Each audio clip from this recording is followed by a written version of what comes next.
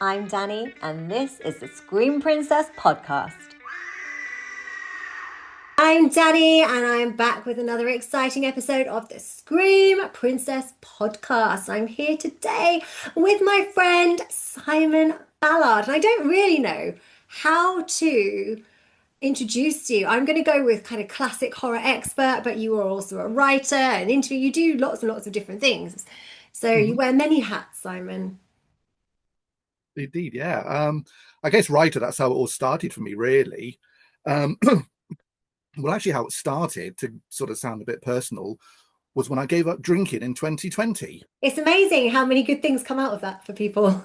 Indeed, yeah. So I can help inspire others. That would be brilliant. But yeah, I just decided January the 1st, 2020, told all my friends, look, I'm an alcoholic and I want to do something about it. So Right. essentially writing was my kind of distraction activity, if you Hmm. like. I always say to people, if you're trying to give up something, having any kind of distraction, whether it's Mm. writing, sketching, walking, doing jigsaw puzzles, anything that takes your mind and your hand away from doing that, I think it does Yeah. help. Yeah, So I did absolutely. that. Keeping yourself busy. Sorry. Keeping yourself busy. That's it. Yeah, I think the worst thing to do would be just to go on things like Facebook and just sort of allow your mind to just sort of melt Yeah. and sort of grow bored, and Yeah. then the addiction kicks in more.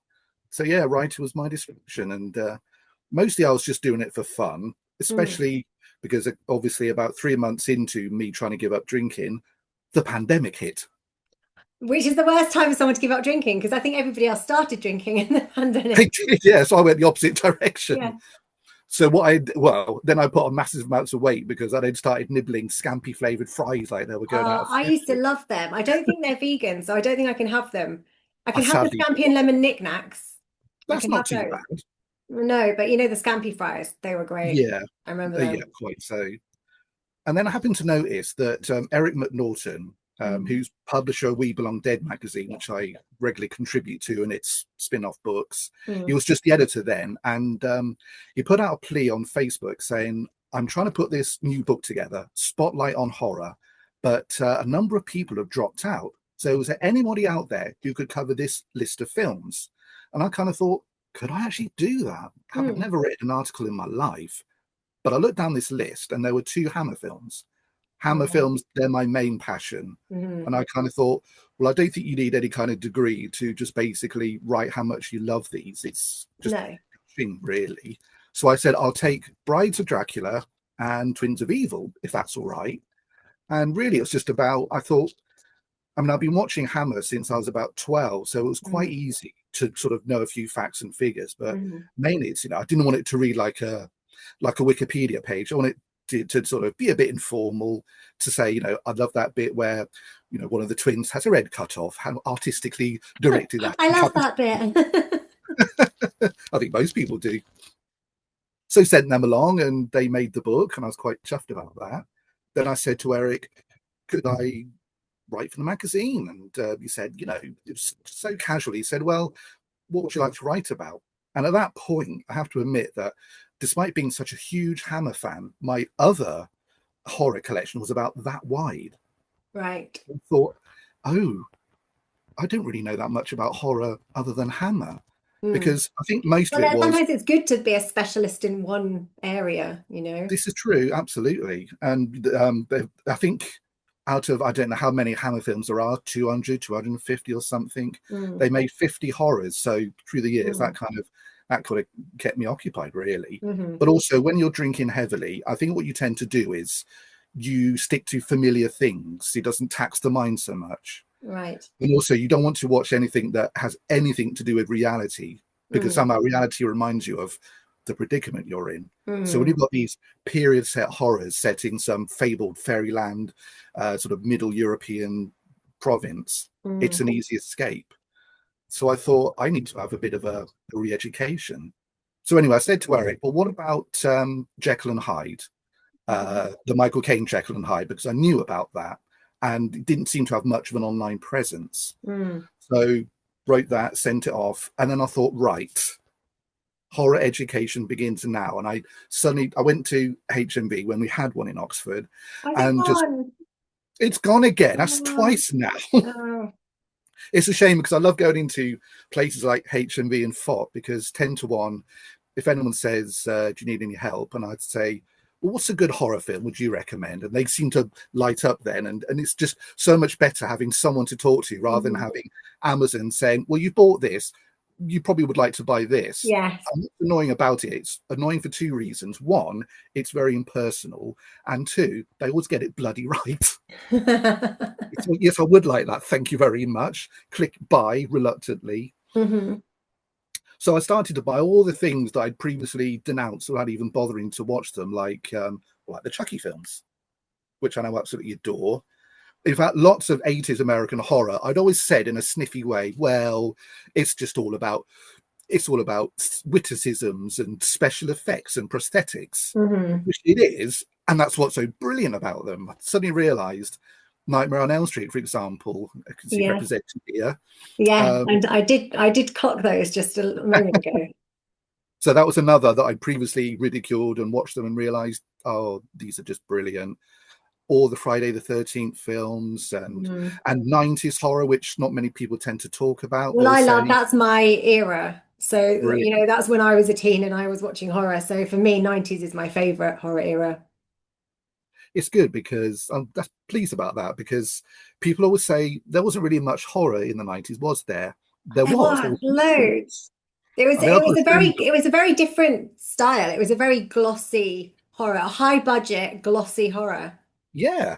Well, it's a guy called John Kenneth Muir, and he wrote a book, Horror Films of the 90s. And look how thick it is. Wow.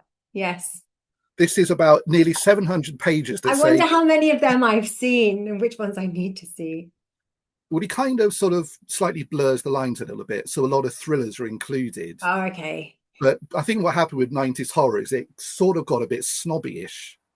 Well, I think it was, with Scream and then Urban Legend, Final Destination, they had big budgets, whereas horror was, previously made on much smaller budgets.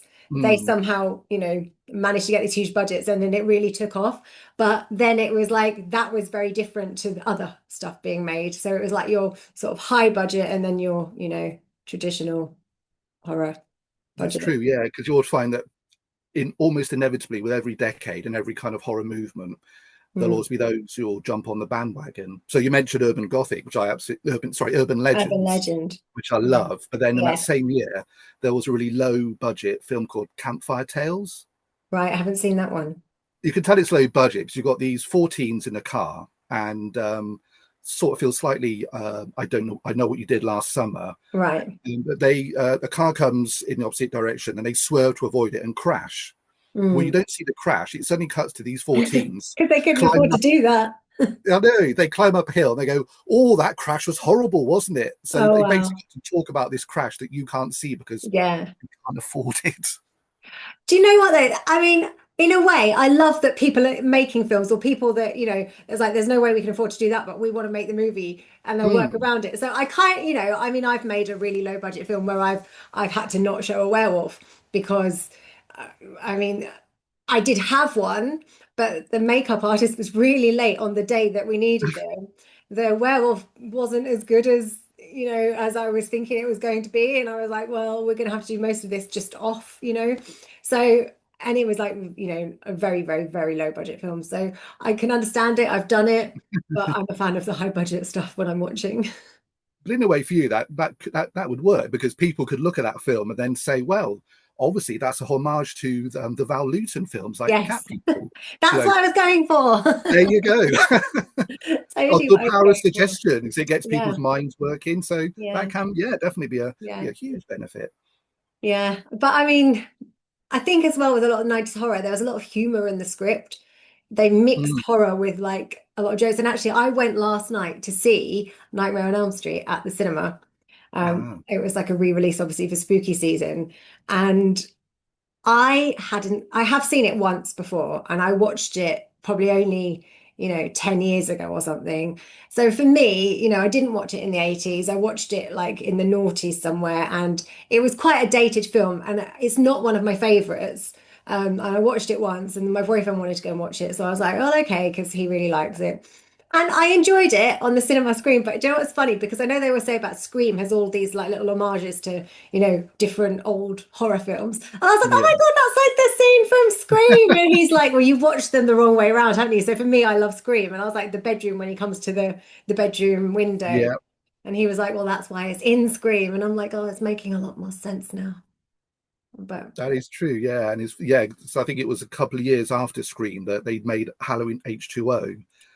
And you yes, could tell they thought, right, we're post Scream. We've got to yeah, acknowledge that approach. We can't be too po-faced because people will then laugh for the wrong reason. So yeah. it's almost as if those kind of wry references had to be put in. And I think by the time they've made Halloween H2O, it's a long way from the 70s. Whereas I think for me, Halloween again, and it made it into my 31 Days of Spooky Season list because I think it's a film that you should watch around Halloween. But again, it's Mm, not, and you credit it as being like, the first of the slashers that kind of created the genre, which is a genre I love, but I don't love it necessarily as a film. I think it's quite slow. I know you'll probably disagree, but not a lot happens. It's not very scary. Whereas Scream's got the jump scares a bit more. mm. I don't know, like for me, I would watch Scream over Halloween. And I know they were made in very different eras, but I think by the time it got to the 90s, if someone had to come along and made a new Halloween film that was very similar to the original, there wouldn't have been enough. People in the No, 90s were certainly going to not. want No. more. So they had to go down that route and kind of follow the recipe a little bit of, Yeah, it's a you good know, point. It's kind of like with the Psycho sequels in the 80s, which I mm, love. But whereas a lot of what Hitchcock did was suggestion, like yeah, the famous thing about there's something like 77 individual shots in mm, that shower scene. hmm. And by the trick of them being incredibly quick, someone will always say, I saw the knife go in, but you never do. Do you But know, of I course, would with love shooting that scene in a nice hot, like once I'm in the shower and it's hot, I don't want to go out of the shower because I hate that feeling of getting out of the shower and then it's cold, like yeah. stepping into a cold bathroom. So if I had like hot water, I would easily do like a 70 scene shoot Mm. in the shower. Stay there all day until I'm wrinkly. Yes, I can see the logic there. Yeah.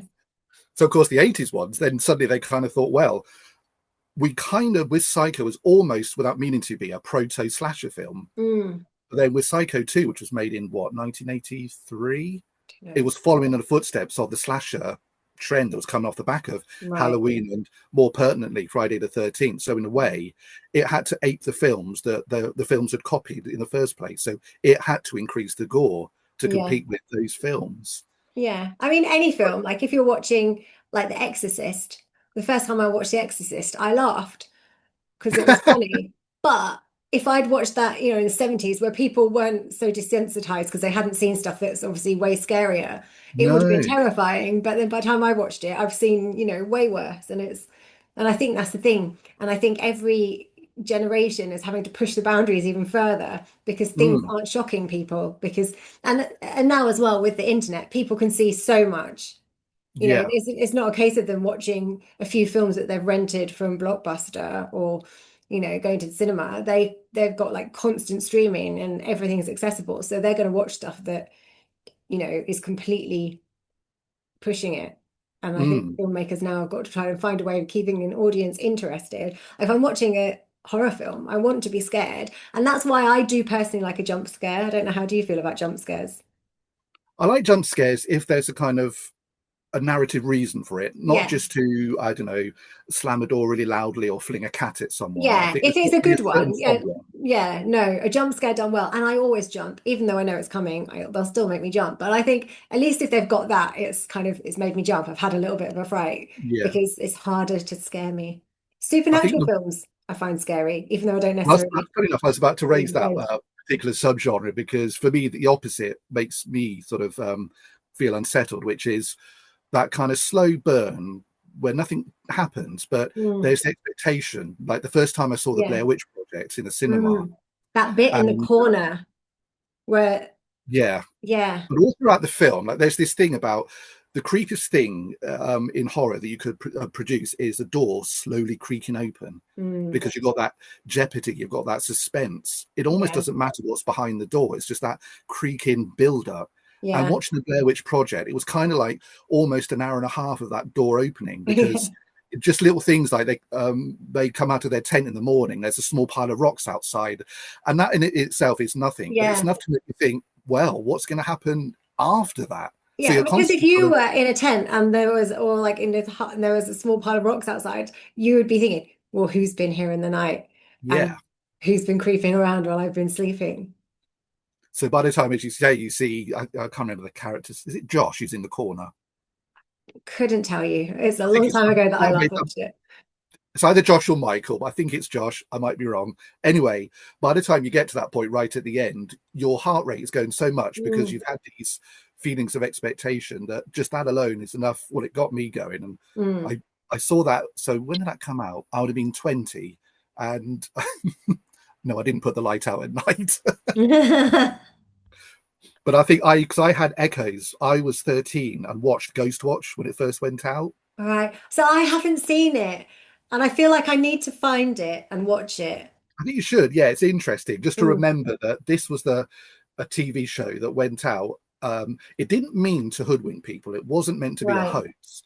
If anything, I think that the makers, like writer Stephen Volk and the producer, the director Leslie Manning, they Mm, overestimated people's intelligence. I think right. they assumed that people would understand that this supposed live show was using the language of a live broadcast to tell a Right. ghost story. Mm, Essentially, what it was doing was what's scary: a big gothic mansion in the middle of nowhere that's haunted, or a semi-detached house in North London.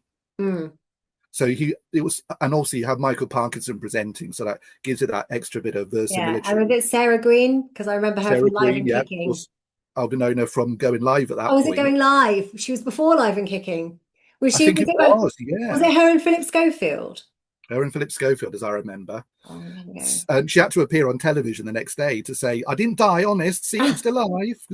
I'd say people just assumed it was real because it looked real, like the Blair Yeah. Witch looked real. You Yeah. knew it was a film, obviously, but when it's done with camcorders, your Mm, brain, it's kind of, it's like it deals with that information and just says mm, camcorder footage or live broadcast must be real.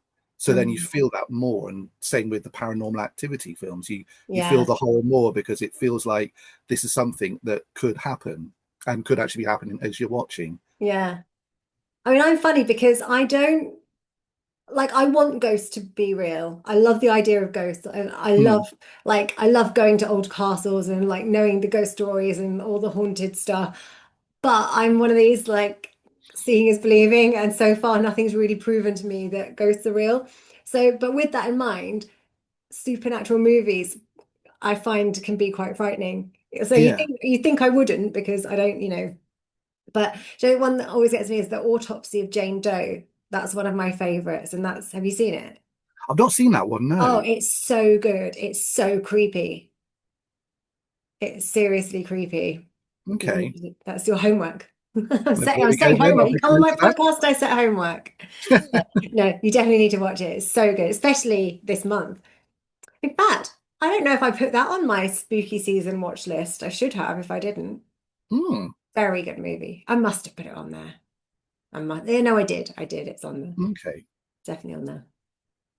I think the Definitely. thing I've been watching at the moment, I've just started watching the Fall of the House of Usher TV series on Netflix. I think I started it and couldn't get into it, but I was probably not giving it full attention. It's So, interesting. It's a thing that Stephen Volk said that characters in horror don't necessarily have to be likable. And mm, the characters in this who come to sticky ends, they're frankly horrific people, mm. narcissistic and privileged, entitled. But I kind of And like characters like that yeah, in stuff. I think if anything, if you have characters who are too virtuous and too perfect, like Yeah. I the want them to Warrens, die. Like, you're yeah, annoying. Die. the Warrens in the Conjuring films are so sanctimonious to me. So Oh, I might watch it then. yeah, so Mm, you kind of you almost, despite the characters, or maybe even because of them, you get into the drama of it. Because let's face it, narcissism and entitlement, these are traits that more people have than would be prepared to admit. hmm. You know, virtuous 100% perfect characters not only are unrealistic, they're thoroughly dull as well. Yes. Yes. That's true. There's a cat in here and I feel like he wants to do trouble. So I'd just been out to see a client before I came back, and that's why I was like, I'm just rushing around because there was an accident, so I had to detour the road. But I was just Dear. telling her the other day I came home and the postman came and I went to collect a parcel from him. He said, "Have you got a dog?" And I was like, "No." And he's like, "Did you have a dog here the other day?" And I'm like, "No." And I've got cats. And he's like, "Oh, well, one of them got me." So I was like, "He got you?" And he was like, "Yeah." And he had like this cut on his hand. He was obviously stuffed his hand through my letterbox and the cat's gone for him.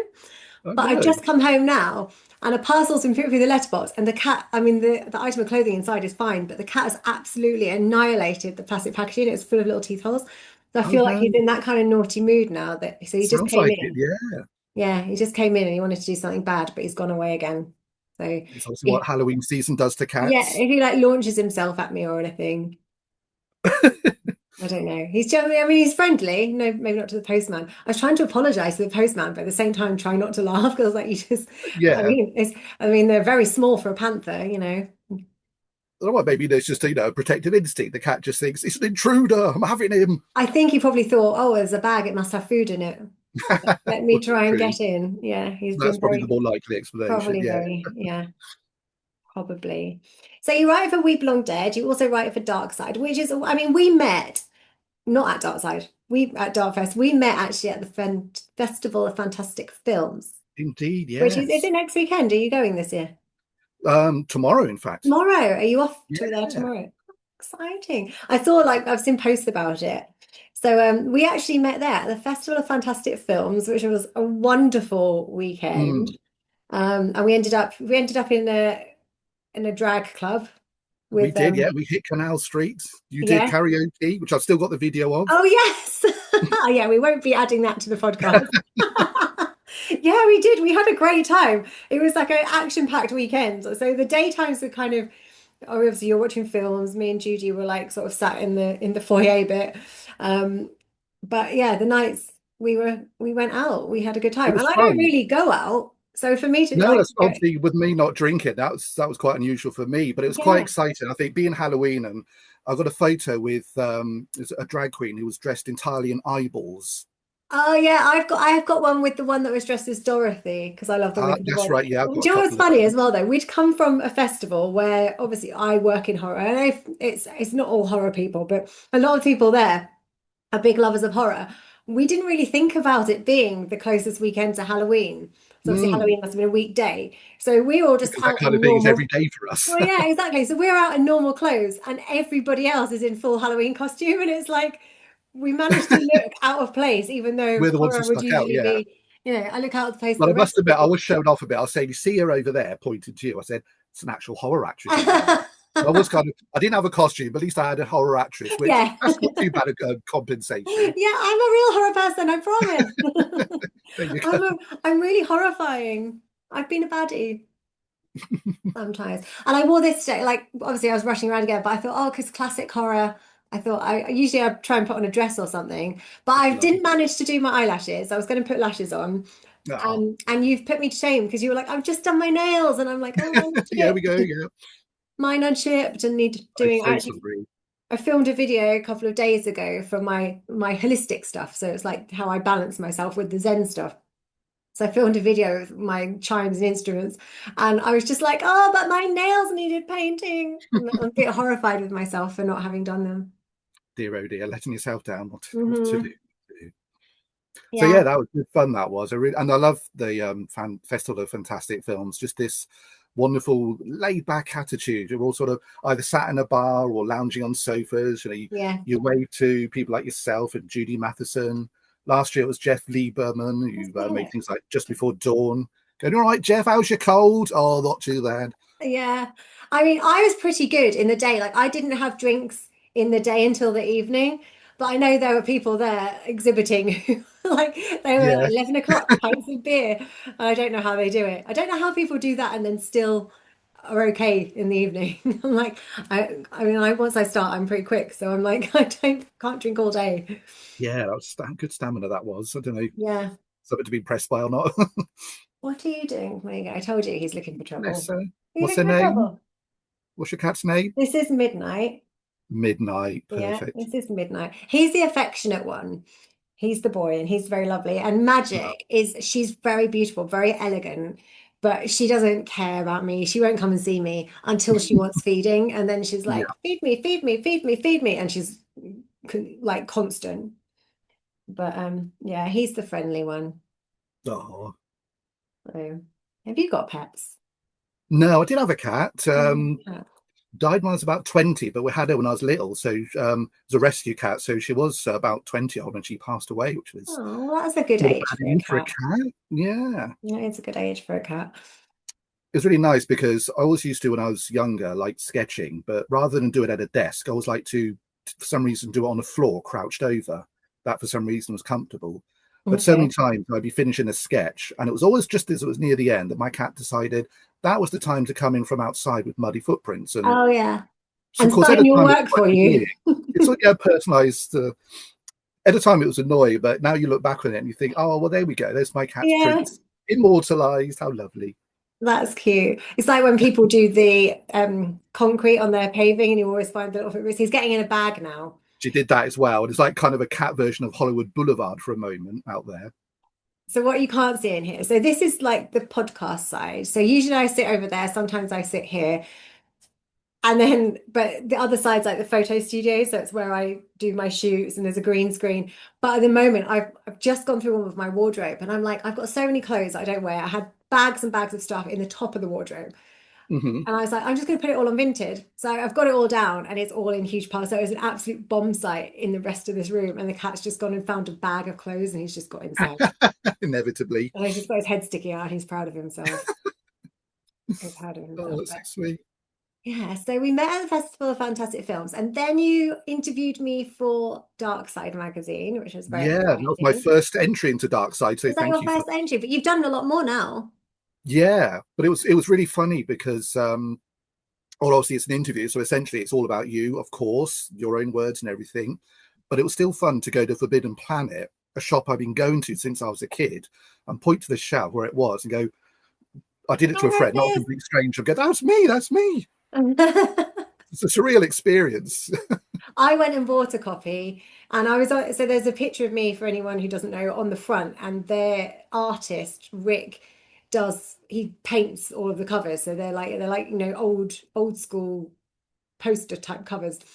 And I went into a shop, and I was with my friend, and we went to buy it, and I think we'd been on a hike, and we were somewhere possibly in Surrey, or no, we're in Farnham in Surrey. I'm not sure. We've gone on a lovely hike anyway, and then we popped into this shop and bought a copy. But the person didn't put two and two together because I suppose I was in hike Oh, clothes and no makeup on.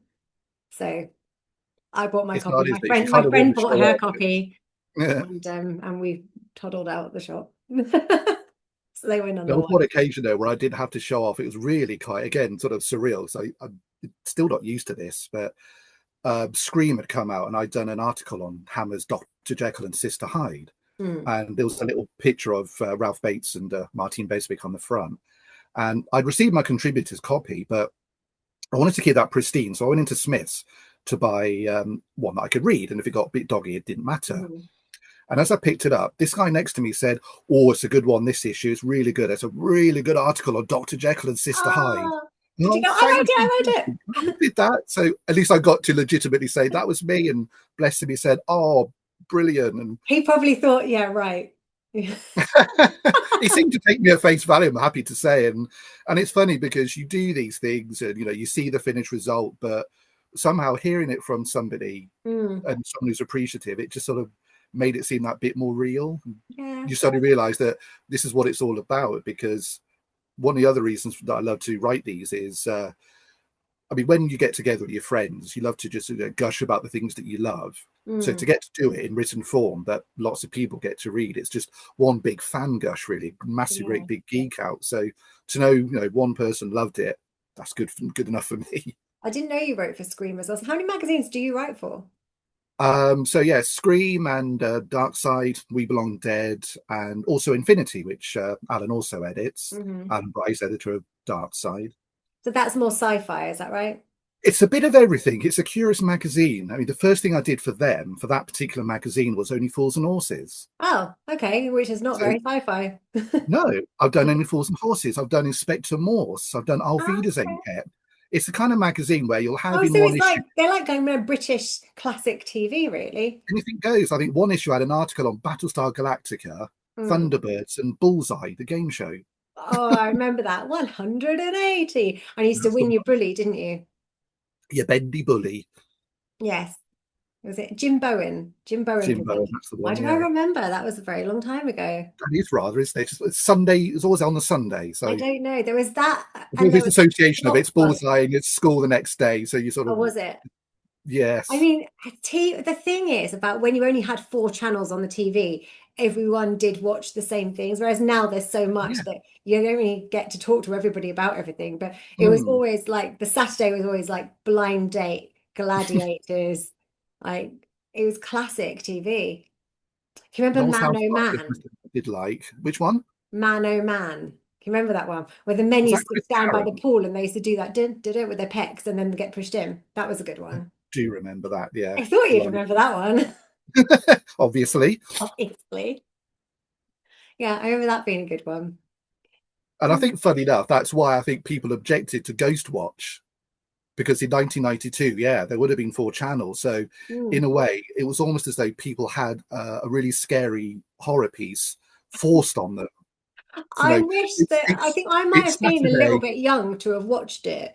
You So would have been. and I mean, I was so 13, to put it that way. yeah, but I don't know. I wish that I had. I mean, I'd love that now because they basically kind of tricked a nation accidentally. Well, I believed in it, I must admit. I mean, really, by rights, I shouldn't have been watching it at 13, but my parents were out, so I was staying down the road at my nan's. And at that Mm. time, my older brother was living there. Right. So he kind of thought, well, it's horror. He likes his Hammer films. It'll be all right. And for a while, because I hadn't read the Radio Times, I hadn't seen the Mm. by Stephen Volt caption. I just saw as a kid familiar faces: Sarah Green, Craig Charles, Lister from Red Dwarf. So Yeah. as far as I was concerned, every time I'd see a little flash of a figure in the background, I thought I was seeing a ghost. And my little brain was going, they exist. It's all for real. Everything I believed in, it's all just upended now. Were you But kind of what sad when you found out? I was annoyed. And what gave it away was there was a guy who was he was a clairvoyant. He was like a neighbor, Mm. and I looked at him and went, "Hang on a minute, I know your face." And there was an actor Ah, called, I think, Derek Slee or Derek Smee, but he was in John Pertwee's first Doctor Who story, so that right, blew the okay. gaff totally. So Mm. yeah, in a way, it was kind of, but I didn't stop me Yeah. being scared of it because as the sightings, I don't want to say too much, so because I think you Yeah. should watch No, I it, do. but I'm going to find it. I'm sure it's probably online now to watch it's somewhere. one of those things that people always disagree about how many sightings of the ghost there are because they're Mm. so subliminal. And given it's 1992, they do it so old school that it doesn't date. Like you'll see curtains, and then as the camera tracks really, really quickly, you'll swear you saw a figure standing in front of the curtains. But Mhm. to make it seem like you weren't quite sure, they dressed the actor in the same colored clothes. So it's like I think I saw that, but I'm not too sure. Right. And when the camera swings back, obviously the actor's legged it, so there's nothing there. And it's simple tricks like that. So no elaborate video effects, which would have instantly made it look cheesy. Welcome back to the Scream Princess podcast. Hello there. Welcome back to part two of the Scream Princess podcast. I forgot to mention your amazing cauldron in the first half. Oh, indeed, yes. How is it? How is it doing the smoke? Is it like a smoke machine? It's a little thing that here it is. I don't know if you can see that. Yes. And it's really bizarre. I read the instructions about Right. 6 times because basically, so you drop this in the cauldron of water Right. and then you connect it to a USB port. And I Right. thought, so I've got This seems like this in water. electrocution. I stood there thinking, am I just, and that's why I reread it because I thought that can't be right. But there you go. It's Does it hasn't run killed out me. or is it like forever? I guess that I don't know really. So I've got it connected to one of those portable phone charger things. Right. So it is keeping it, Hmm. but you can plug it into the wall. But even though it says it's safe, something in my mind's going, I'll do Yeah. it. Yeah, I bought the cats a special water bowl, which is like a fountain. And that you put like the bit that's attached to the electric and you put it in the water. And I'm like, I don't know. Doesn't sound right, does it? No, no. I mean, it's Especially the amount fine. of They films don't I've like it seen. anyway. I spent £20 on a cat bowl that they're not interested in. I was trying to get them to drink more water because he had an operation a couple of months ago and he needs to drink more water and No. not interested at all. So fail. Perhaps you put it in a cardboard box. Yeah, yeah. They don't like their toys. They like bags and boxes. They didn't want the Exactly. posh water. They didn't want the posh water bowl. But I have quite a bit of condensation in my bathroom. Like it's like an old Victorian build and it's the bathroom's like the coldest room. And I Mm, have to have like a little tray on the back wall because you get some drips. He likes to drink from that. So funny no, creatures. no Funny posh creatures. fountain Evian, but he'll drink That's from the awesome. toilet drips. So in the break, I went and I did some digging. So actually, I have a copy of your The Dark Side. So that was There it is. the picture on the front, painted by the lovely Rick Melton, who What was has the been on hilarious? What was the hilarious bit on the cover? The wording. Yeah, Bella meets the Thompson the twins. Thompson. Did you write that? Or that was Alan, wasn't it? That's nothing to do with That me. was Alan. I thought that was Alan. I knew it would be Alan. Yeah, yeah. Alan and Rick have both been on here actually. I Ah, did Romford Horror Festival in, I don't know, earlier this year, and they did a hot sauce, or Alan did a hot sauce chili challenge, and Rick just came on and chatted about his art. But that's the insides of all of your that article. was And I my thought, type. I'll lay claim to the article title at least. That was yes, me. more by Rick. Yeah. But that's the dark side. So check out Simon in the Dark Side. I think most months now you do something for them, right? Off and on. It's more Scream. I tend to be more a regular More Scream contributor. regular. Yeah. And I also have sent to me by the lovely Ian. I've got issue 30 of We Belong Dead here. And Ah. inside on page 12 and 13, we've got Softly, Softly Catch Jack the Ripper, investigating the BBC documentary on Jack the Ripper. Oh yeah. So that's one of yours. And I've got, it's like, This is, I'm like, this is your life. it Simon is, isn't Ballard, it? this is your life. Now your friends are going to start coming out with Yeah, the yeah. Bring on work. your rotting corpse or two. Yeah, yeah. We've looked at issue 40, and in here we have got the Dig the Narration Kids Hammer on Record. So that's about Oh, Hammer and Records. here it is. Oh, there it is. There's the actual What's record. actually on it? Because I actually saw one of those on Amazon Marketplace. I didn't buy it because I was like, oh, I don't know what it's going to be. Well, basically, so this came out in 1974, Right. and it's actually quite interesting because at that point, Hammer as a company were floundering. Mm, Michael Carreras, son of James Carreras, was in charge, and he took over the company at a time when the British film industry as a whole was not in a good place. So he was finding it increasingly hard to find finance for films. American investment in British films had all but evaporated. mm, And he tried experiments like teaming up with the Shaw brothers to do Legend of the Seven Golden Vampires, for example. But one thing he did, which was quite ahead of his time, was to be a kind of brand manager. So he thought, mm, we need to diversify. And he mm, had all these thoughts which didn't come to fruition, like Hammer novels and a Hammer theatre experience, all things that have come to pass now. But one mm. thing he did do was this. So basically, side one, it's a brand new Dracula story, Right. narrated by Christopher Lee and introduced by a guy called Bill Mitchell, who had a really, really deep voice, which is Mm. absolutely perfect for that kind of thing, with all kind of ambient sound, spooky owls hooting and Oh, lightning and wow. so forth. And written by Don Horton, who'd written Hammer's Modern Dracula, so AD 72, Mhm. Satanic Rites, and he'd done Seven Golden We Vampires. watched the Tank Rights the other day. I like to spot Pauline. I absolutely, yeah, bless her. I love, if you look at her, when that initial Satanic Rites scene, she stood in the background and watch her. She does this wonderful, devilish little smile. I get the feeling they said, look, just stand in the background and look solemn. But she thought, I don't think so. So she does a really cheeky grin. Watch it next time and you'll see what I mean. Okay. And then side two, there's actual Hammer themes. Only four, but yeah, you got Dr. Jekyll and Sister Hyde, Vampire Lovers. Yeah. We watched So that one really, the other day. Oh no, did Vampire, we? Did we watch that or did we watch Lust for the Vampire? I'm not sure. We watched one of them so of the other course, day. Lust is the one with Judy in, Vampire Lovers with It wasn't Maddie. Judy. It was the other one then. Yeah, it didn't have Judy in.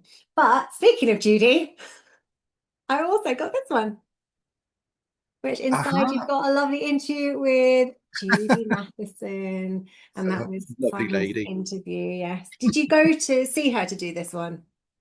The That one interview. I did over email, because at that Right. point, I'd only just started to get to know her.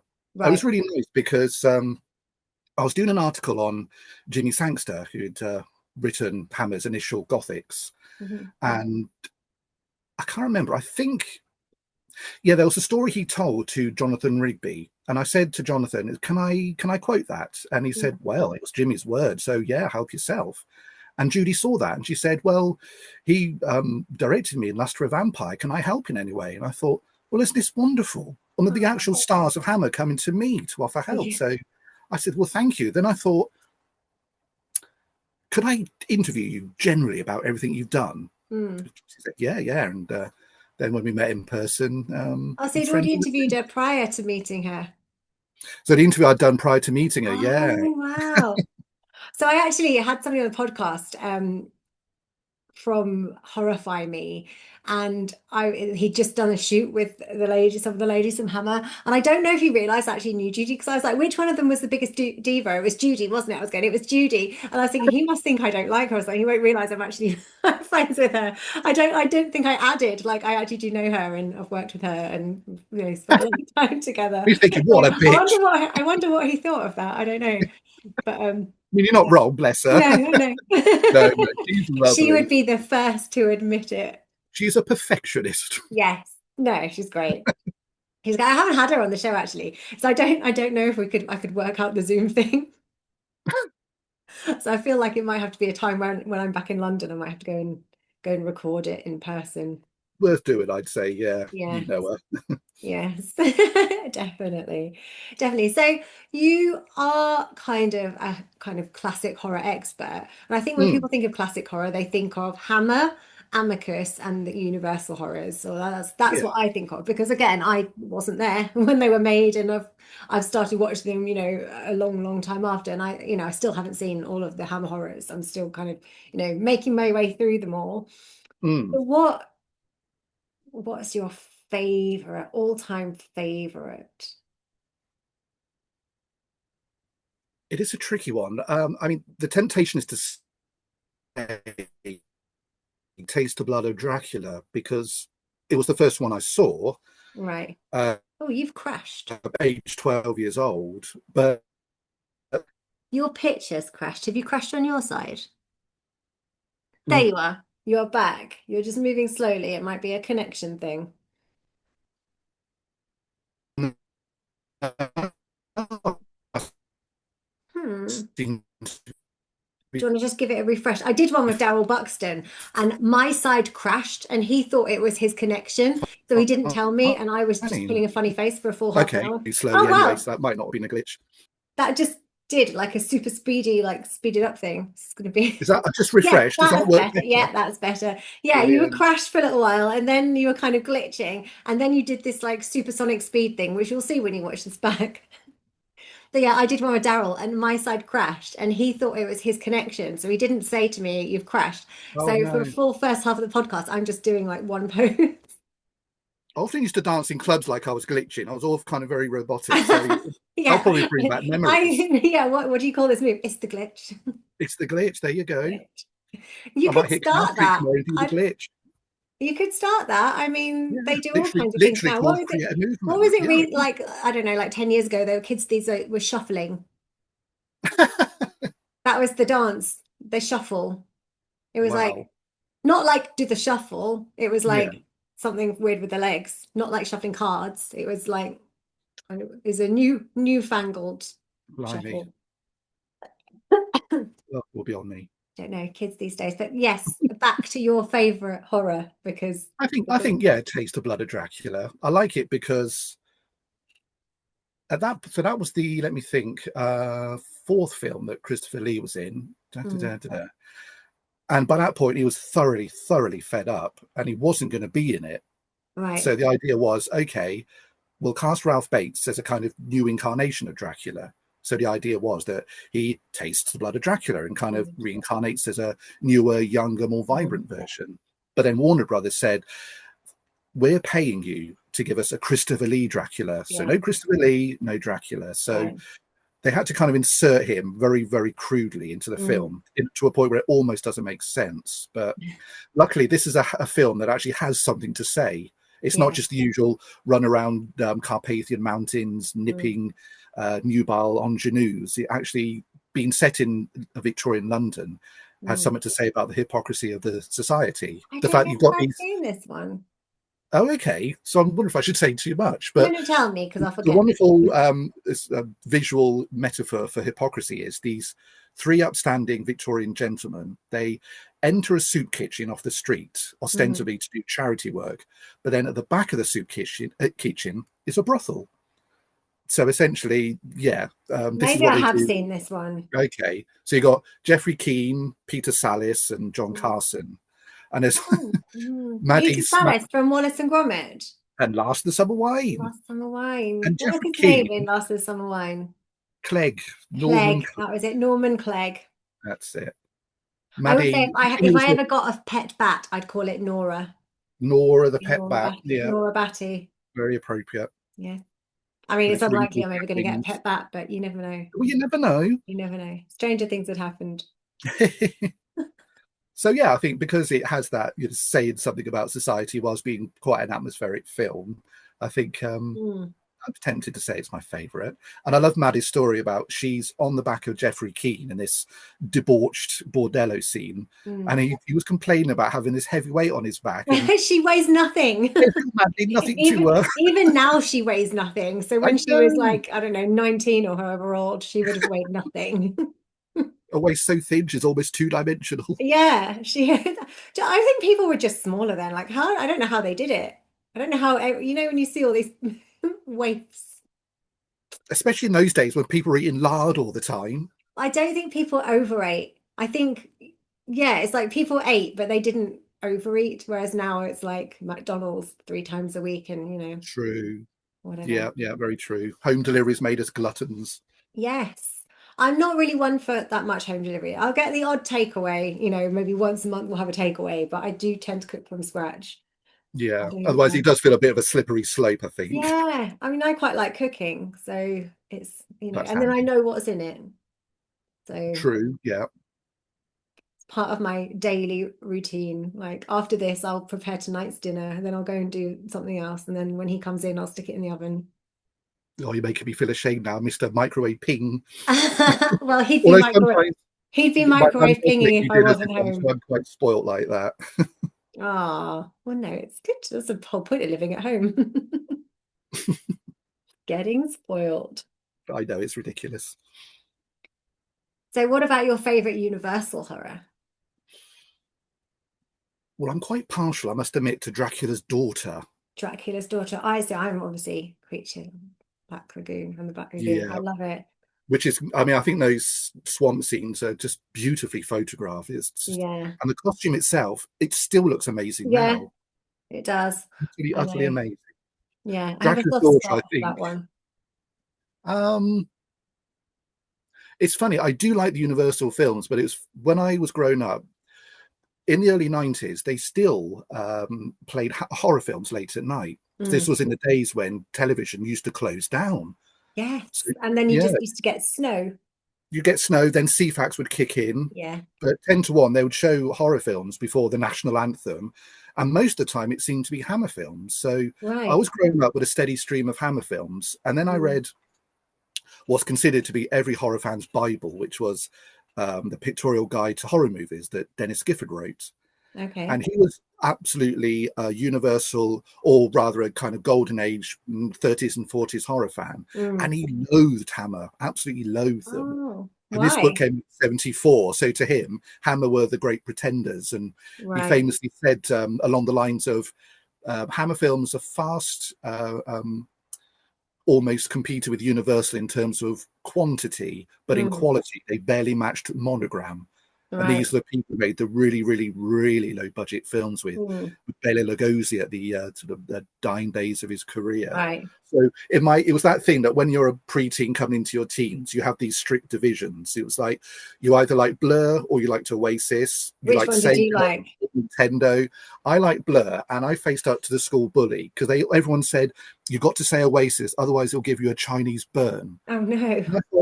No, I'm not going to say I like Oasis. So I said, I like Blur. And I said, Country House. And he looked really confused. I don't think he expected me to, to back up my favourite band. And he just sort of shrugged his shoulders and walked away. So he realised that he couldn't make good on his threat So because I I think didn't. out of the two, back then, I would have preferred Oasis, but now I prefer Blur. But although I did like kind of indie and Britpop music, I loved pop. I was Boyzone and the Spice Girls. Like I always admitted that my pop music taste is not cool. That's all right. I brought Billie Piper's first single. I still have the album in the loft. But then for you, full circle, because then she was in Doctor Who. I know. So I said, see, I always knew she was good. I mean, the video, because you want to, there's a flying saucer in it. It was meant to be. Yeah. Oh, look how the universe was already had plans There for you it. are. I really liked her in Secret Diary of a Call Girl. I thought that was a great show. I didn't And see like her for in her it. to do something that's you didn't expect from her because you think Billie Piper's like, the teen, you know. True So, to Rain, certainly. yeah, no, I liked that. And now she's in Wednesday. Oh, is she? I didn't even know that. She's in this part the new series, like series 2, she's in Wednesday, yes. Okay. Yes. I'm like, yeah, I That's can't good remember to how it know. ended now, but maybe in series 3. We'll see. Mm. We shall see. And what about Amicus then? I do like Amicus, yeah. So they were mostly like anthology style. Is that Yeah, right? they did I don't know 7 much about anthology. Amicus. Well, I think in total, they made something like 30 odd films, quite a mixture. Some sci-fi, very low budget sci-fi. One of them's got Charles Hawtrey in it. I don't know who that is. He was one who always went, "Oh, hello" in the Carry On films. Okay, So the kind of the least person you'd expect to be in a right. cheap sci-fi film. Yeah, But yeah, they made, although they only ever made 7 anthology films, it's kind of what they're most known for because, to be honest, they're the best. right. Just this idea that you can have 4 or 5 individual stories so you can sort of enjoy something. But if you have a segment that's not so good, there's this wonderful feeling of, well, a haunted piano, I don't know about that one, but maybe the next one will be all right. Yeah. And And those I you like. don't have to endure it for so long if you're not enjoying No, it. you should be over it a bit. Yeah. And they've got this Yeah. lovely kind of, they were set in the present day, the then present day, but there's a kind of almost timelessness about them. Like the first one, Dr. Terror's House of Horrors. I mean, appropriately, Milton Subotsky, who's the producer, wrote that, but I think he'd written the stories in 1948 because he loved Dead of Night from 45. Right. So this linking theme of this Dr. Terror reading tarot cards, or tarot, as Christopher Lee pronounces Horror. it. I have Inside, noticed some of his pronunciations are interesting. I know. I think, where did taro come from? I've Taro. never anyone And then else I've been called. watching his series. There's a series of him talking about horror, and the way he says genre is strange. Genre. I don't know. I Jean. don't know. Yeah. Genre. I don't know. I don't Trouble know. is, I'm when sure someone's got he's right and I'm multilingual, you wrong kind of because think, he's is he right Christopher or Lee and not? I'm not. So however he said it is probably the right way. But It makes you think that, yes. yeah, it's Christopher Lee. So how can he be wrong? He can't be wrong. No, of course not. I'm going to start calling it Taro. But the good thing is, everyone will know who you mean when you say that. Yeah. So, Well, yeah, yeah, it's true. possibly. But yeah, just this idea of a Lincoln theme and a steam train. You watch it and you think, well, it was made in 65 or 64, but it could easily be made in the 40s or the 50s because it has Yeah. that sort of, even back then when it was present day, it still looks almost slightly period. Yeah. Do you think it's a case of it's Christopher Lee, so no one dare tell him he's wrong? So they've just gone Probably. with it. I think it is. Yeah, I think he Yeah. was enabled a bit too much there. Yeah. Yeah. I mean, because would you tell him? I wouldn't. He's scary. Dare, no. I mean, I never met him, never went to, because when he was doing these kind of signings and things, I think because of a combination of either youth or, sad to say, the drinking, I didn't really do any of those. But I think I would have been petrified I think because you're always thinking, I would don't say love the wrong to know thing. more about him though, because there's so much of his life that's kind of untalked about or he didn't talk about. Yeah. I think And it he's seems to have a different size fascinating. to him. Like Yeah. sometimes people would say, to be honest, he came across to me as someone who was kind of shy. Right. And sometimes shy people like myself, you accidentally project quite a lot because you're almost overcompensating. So maybe the what seemed to be arrogance and a sort of a Yeah. certain austere distance was just him being slightly unsure of himself. Yeah. That's Well, I and saw his This Is Your Life, and he seemed very nice on that. it's a good, yeah. It's very. I mean, he's, laughing. I mean, Vincent Price's story about celebrating their birthdays in the is it Yes. the Chamber of Horrors? I love Because that. it was the two of them, and then Peter Cushing was he like the day before or day after? They were like, it's funny, like Something these three like who are kind of have very similar birthdays. that.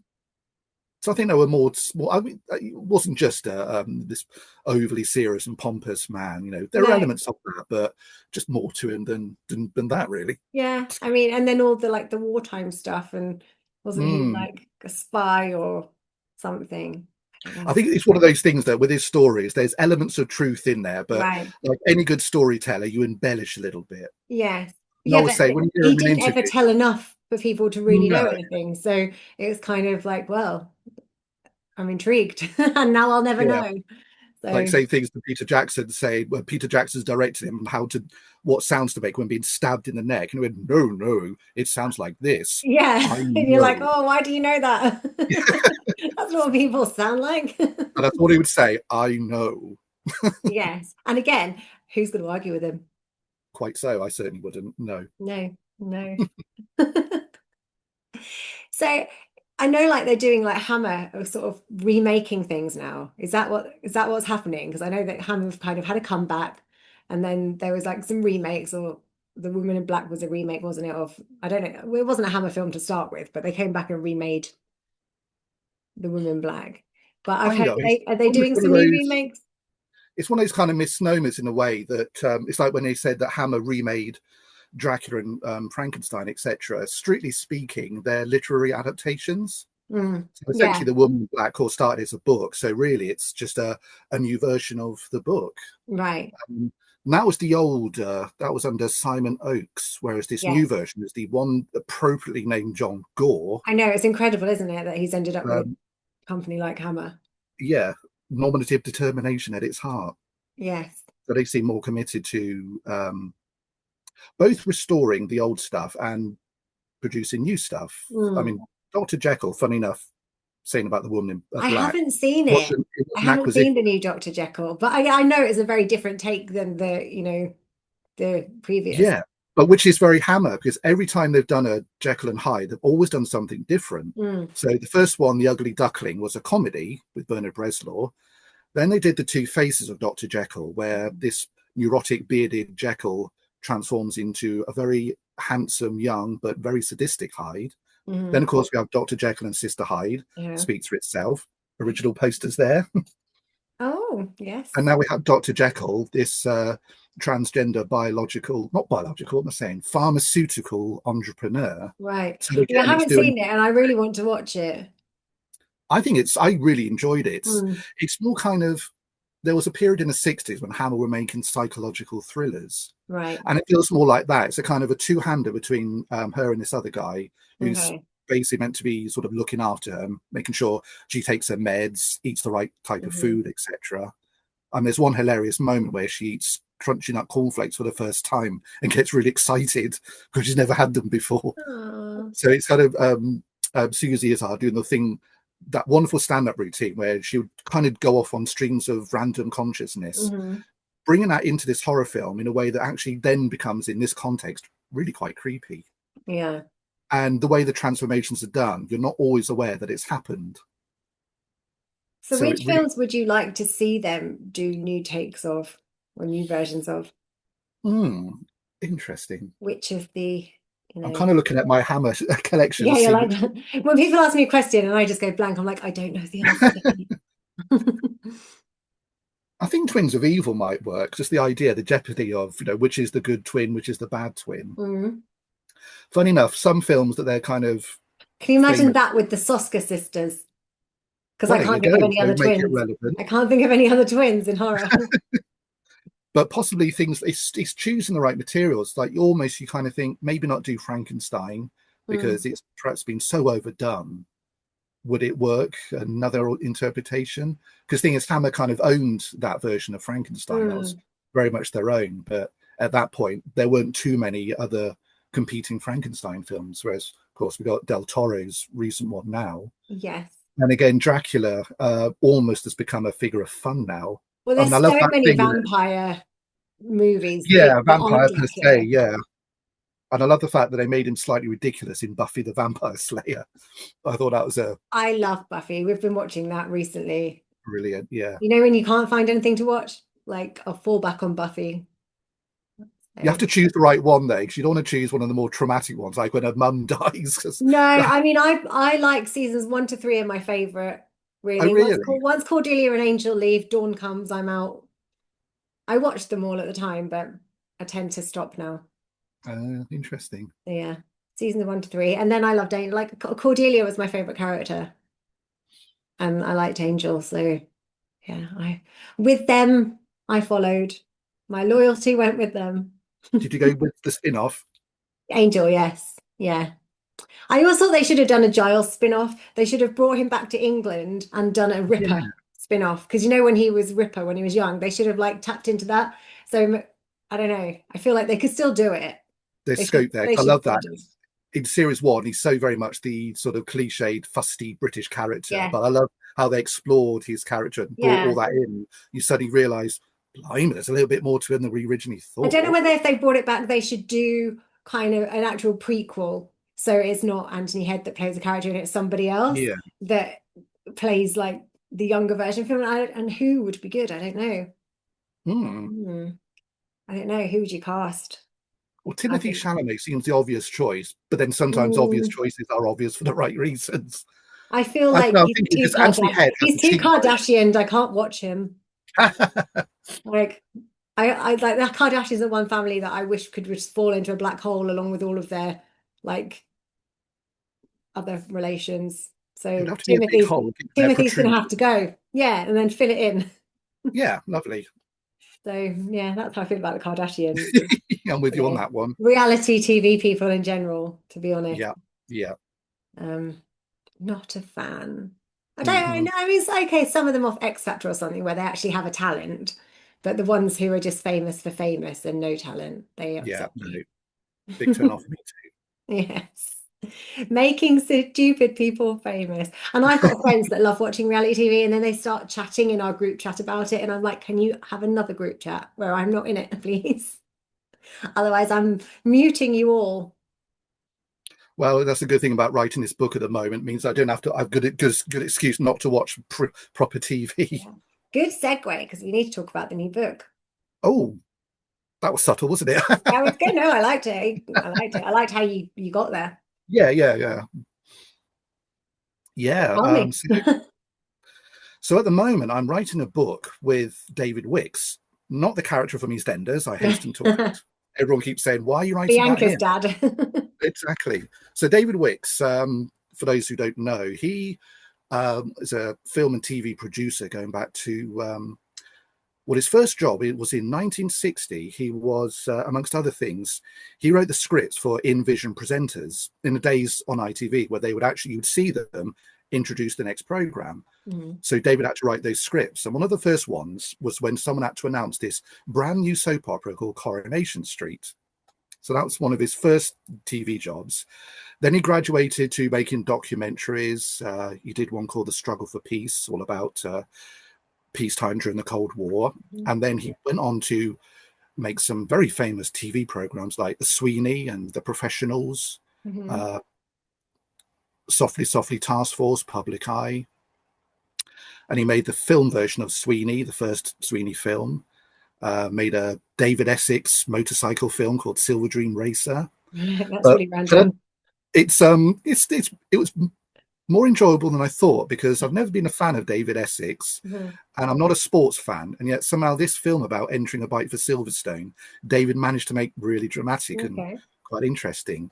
But more pertinently, in 1988 David wrote and directed Jack the Ripper with Michael Caine. Right.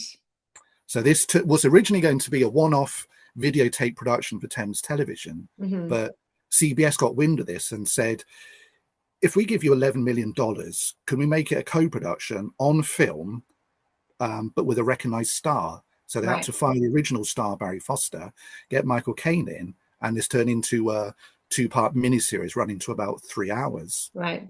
So off the back of that, which did tremendously well, he did Jekyll and Hyde with Michael Caine under layers of makeup, some very effective bladder effects there to I haven't turn him. seen either of them, and I love Jack the Ripper stuff. Obviously, I lived in East London for a very long time, so I'll I have think you'll to enjoy it. find A that lot out of too. people, they researched Jack the Ripper for about 4 years, trying to see if they could discover who it was, looking at the Home Office files, Scotland Yard, his researcher, Sue Jacob. I've got like a copy of the case files and things. Well, she went all the way to places like San Francisco to look at Yeah. their paper files, because obviously in those pre-internet days, you had to literally put the legwork in. Yeah. So although there's a lot of people who disagree with their conclusions, most sort of ripperologists will say that his film or miniseries is about one of the best interpretations that there is. So who do we think it is? Who do you think it was? Well, I don't want to say out loud because well, it's not the one that David went with, I will admit. Okay. But then I never saw the file, so I just go by sort of instinct, which tells me that it was probably just some indiscriminate nobody, somebody like Aaron Kosminski, just some sexual inadequate, some psychopathic person who... Was he the barber surgeon? I think that was someone else with a similar name called Klazowski, if I'm pronouncing it right. Okay. Because that's the one, when you do the tours, that's the one they'd kind of lean toward. Yeah. I think he was the one that Inspector Aberline, the original leading investigator, I think that was his favourite. That was his his number one suspect. It's annoying how we'll never know. I know, but I suppose that keeps the intrigue up. I mean, I've got true. You'd think by now they'd be able to do something, but... Well, there's this guy who apparently he's got Catherine Eddowes' piece of torn apron that was left on the scene, or a little bit further from the scene, and he's apparently cloned this DNA, profiled it, and he seems to think by doing that it is Aaron Kosminski's. Okay. He actually managed to contact his living relatives and said, "Can I take Can you imagine? Basically say, can I take a DNA sample? I want to prove that your ancestor was this serial killer." Yeah. And apparently they went, "Oh, all right then." Well, it'd be fascinating to know, wouldn't it? It would be fascinating to know. Yeah. So anyway, he also did a version of Frankenstein before Kenneth Branagh's with Patrick Bergen. So yeah, I'm collaborating with him, talking about his career. It's good fun because you essentially just get to be in a room with him, just talking and learning. Well, he lives in Lincoln, so it's not easy to do that. But I go on WhatsApp, so we chat on WhatsApp. I stick my little recorder to the speaker and just say, "Okay, David. So today, should we talk about I don't know, the Sweeney?" And then I just sit back and let David talk for about 3 hours. I mean, you don't have to prompt him with anything. He just comes out with these wonderful anecdotes, and then I'll transcribe that, make notes. Then what I'm trying to do is to make it a bit of a mixture, so it's not just my bits, his bits. It'll be something like, I'll say, for example, there was one episode of the Sweeney, his first actually, called A Night Out, and there was a scene in this flat above a pub, and Jack Regan is reunited with a lost girlfriend, and they have a scene together, and they're doing things like she's getting the tights off the heater and he's getting a glass of scotch, and this whole thing was one long continuous take for 4 minutes. And I'm thinking, I wonder what the inspiration was. So I'm saying to David, "What was your inspiration? Was it Hitchcock? Was it watching Rope? What was the artistic decision?" And he just said, "To be honest, we thought, do it in one go, we'll get to the pub earlier." Brilliant. Sometimes things are simpler than people are expecting. This is it, yeah. I love that. So that's very exciting. So when are you expecting to finish writing and publication? Well, my official deadline is next May, but so that's I started the writing this. And the I didn't know. Signed the contracts, and I said to a wonderfully named publisher, Teddy Darling from New Haven, what sort of deadline? And she said, "I don't know. What do you think?" And of course, having never written a book before, I just had no idea, and I just plucked a year. That just seemed like the most plausible date to think. But well, so it's good to have a deadline because it makes you work. It focuses your mind. You know, you got something to aim for. But potentially, I could have it finished by the end of this year. That would be very At the moment, we're on. I expect an invite to the launch party. You certainly will. We are planning something. There might be a screening or two. So yeah, there definitely are plans, and certainly will be invited. Amazing. No, it's good fun, I must admit. I mean, I've been a fan of his ever since I was 10, because that's when Jekyll and Hyde was on telly, and I watched it. It scared me, but I still was mesmerized and watched it to the end. And then every now and again, I'd encounter something else, like, oh, he did Jack the Ripper. And then because my dad was a Sweeney fan, I'd start watching a Sweeney. Yeah. And there's that name again, David Wicks. So he's kept cropping up throughout my life. So It's when his funny wife how the Heidi, world works, isn't it? Like all I of that know, kind of led you to where you are now. that's it. So when his wife Heidi rang and said, "Do you think a book on his life would sell?" I thought, You're like, well, yes. definitely, ticks so many boxes. And she said, Yeah. "Would you like to write it?" And that's a bit like saying to a kid, "You see that sweet shop there? You can have everything. Do you want that or not?" So essentially, unofficially, I've been researching this since 1990. Yeah. Amazing. Well, we are out of time. No, This that has was good been fun. like, and do you know, I didn't have loads and loads of questions prepared. I figured when I chatted to you, it would flow pretty easily, which I think it has. Yeah, absolutely. Sometimes I'm like, I have to have, backup, but I figured we'd be good. But thank you so much for coming on the Thanks for show. inviting me. It's been lovely. And it's nice to have a little catch up as well. Absolutely. It's Been been a while. tremendous. Well, enjoy the Festival of Fantastic Films, and I'm sure Oh, we'll yeah. bump into each other at something at some point.